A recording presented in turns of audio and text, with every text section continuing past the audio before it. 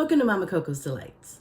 Today we're in the kitchen tackling pâte choux, which is a dough that you use or a paste that you use to actually make cream puffs or eclairs and a variety of other desserts. The thing about pâte choux is it's French, and so people tend to be a little afraid of it, get a little nervous, a little scared, think it's super hard just because it's a French recipe. And this French recipe is actually amazingly versatile and the base for a lot of different desserts.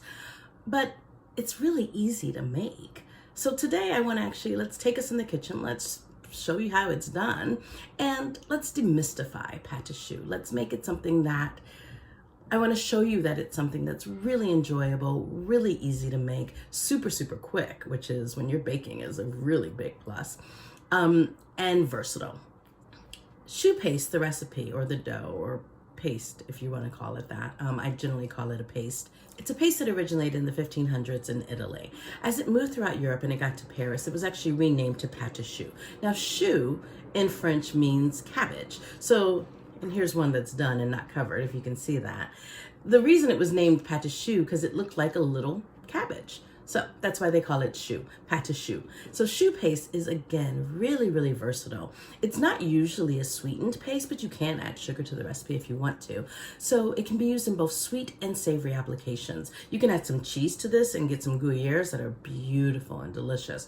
Or you can fill it with a nice, I don't know, liver mousse, liver pâte or something like that. Or you can fill it with something creamy and sweet like pastry cream or pudding or whipped cream. Those are the traditional fillings that you're gonna find with it on the sweeter side. But it can be filled with anything. That's up to your imagination, which is awesome. So today we're gonna tackle this little bad boy and see what we can do with her. And I really want you to know that it's insanely easy to make. She's really delicious. She's really light. She's a wonderful dessert. She's great for if you're doing a dinner party and you're having appetizers. She's got this wow factor to her, but amazingly, impeccably easy. So no one has to know our little secret, okay? Before we get started, if the recipe gives you a weighed measurement, then use the weighed measurement as opposed to volume. It's much more accurate and it'll give you consistent recipes. It's just what we do in professional kitchens. Now, our ingredients are a cup of water, 4 eggs, 4 ounces of butter, and a cup or 125 grams of flour. Now, you definitely want to make sure you're cutting up the butter before we proceed. In a medium-sized pot on the stove, you want to bring in your water, your butter, and a small pinch of salt. I forgot to mention that earlier. And then you want to stir that and get that coming to a nice full boil. Once it comes to a full boil, and you want to wait for it to get really good. Once it comes to a full boil, you want to dump all of your flour in at once. With your flour in, you want to continuously stirring. First, you're going to stir until it forms a ball. Once it becomes a nice dough, then you're going to keep stirring that ball over and over again for another 2 minutes or so. What this does is it helps cook out some of the excess liquid that the flour has absorbed. It's a really important step, so make sure you keep stirring for at least 2 full minutes while it's on heat. Once your dough is ready, you take it and you put it in your mixing bowl. And I like to give mine a quick spin on the mixer to take off some of the steam before I start adding my eggs. So I wanted to talk real quick about this next step because this tends to be the moment when people get a little scared and they tend to veer off recipe, and I just wanted to address it. What happens is we've got our nice hot dough in our mixer and we need to add our eggs, and we're going to add our eggs slowly one at a time. We want the dough to still be warm. We want the paste to still be a warm paste. You don't want to let your paste cool down so much because you're scared to scramble your eggs. You're not going to scramble the eggs. Just trust the process and make sure that you are adding your eggs to a warm paste. What I tend to do is put the paste into the mixer, and I tend to spin it real quick, let that big poof of steam happen, and then I start slowly adding my eggs. That way I know the dough's cooled down a little bit, but it's not going to be so cold that my eggs aren't going to fully incorporate. And you definitely want your eggs fully incorporated in this, okay? So I forgot to press record while I was adding the eggs. What you want to do is add your eggs one at a time, making sure they're fully incorporated after each time before you add the next eggs. You should get a paste that looks like this. To prepare your pan, you want to spray it with some pan spray and then line it with parchment paper. You don't want to spray the actual paper itself, you just want to spray the pan. To prep my bag today, I'm using a star tip, but you don't need a star tip. You can use a round tip or no tip at all. Just cut a medium-sized hole in your piping bag. So how I prep it is, I push my tip all the way down as far as it can go. Then I score it with my scissors. I push that back, and then I cut along that little score line with the scissors just to make sure I have a nice size opening. Then I push my tip all the way back into place. And piping bag, I like to fold the top down to give me a nice wide opening, and it also helps protect my hand from getting messy while I'm filling the bag. Now, I like to add a small to moderate amount of batter to my bag. That way I can still control it when I'm piping. So the next mistake I think people make when they're doing their pâte choux or eclairs is in the piping, and it actually affects a lot of things. When you are piping, you want to hold it not directly on the baking sheet, but you want to hold it slightly above the baking sheet, and you're going to give it a really firm squeeze. And notice how I'm not moving. Then you stop, wiggle your fingers, and pull it up. Excuse the dribble. I overfilled my bag. So let me show you that again. You're going to give it a good squeeze, firm squeeze, and then you're going to wiggle your fingers and pull up.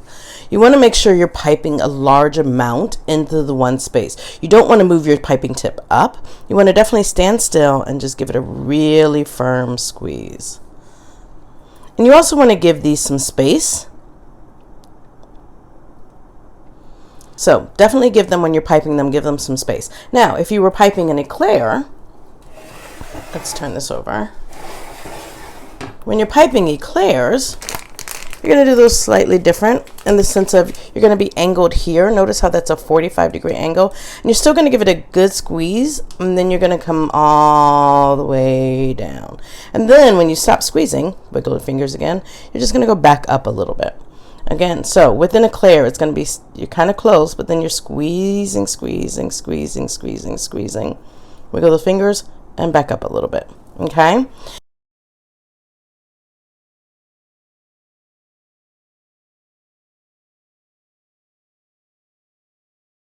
Now, if you have little points like here and here and here, you can always just take your finger and dip it in some water and just kind of tap those down. Tap those down. Because you don't want those to burn while they're baking. And I'll do it even on the eclairs as well. And that's it. These bad boys are ready to go in the oven. When I'm baking at home, I bake these at about 375 and generally for about 20 minutes. Now, what I tend to do is turn them halfway through the process. So about 10 minutes in, I'll take them out, look at them, turn them around, and get them back baking. Because ovens tend to have hot spots, and I want these to bake nice and even. Once they're ready, you take them out, and they should have a nice, consistent, beautifully golden brown color. Check it out. Looks great. What you're looking at is when you open your cream puffs, see how there's that big, beautiful opening? That's what you want. Nice and soft on the inside, but crunchy on the outside. Same with your eclair ones. You should have a nice, big opening. Look at that. That's beautiful. Because that's where your filling is going to go if you're going to fill these eclairs. Again, soft inside, crunchy outside. So now we're ready to fill our cream puffs. Our cream puffs are nice and cool. They're out of the oven. They've gotten some time to cool down. These are our eclairs, nice and long, and these are our beautiful cream puffs. And this is what we're looking for, that nice, even color. Nice, still crunchy outside, and it's still gonna be soft and gooey on the inside. So today what I'm filling mine with is gonna be some whipped cream, which I've already got bagged up. And then I'm gonna top them with some delicious chocolate ganache. Yum. Gotta love chocolate ganache. So the secret to filling cream puffs, especially when you're not gonna cut the tops off and fill them, the secret is to fill them on the bottom. So find the nice flat side, see that? Nice and poofy, nice and flat.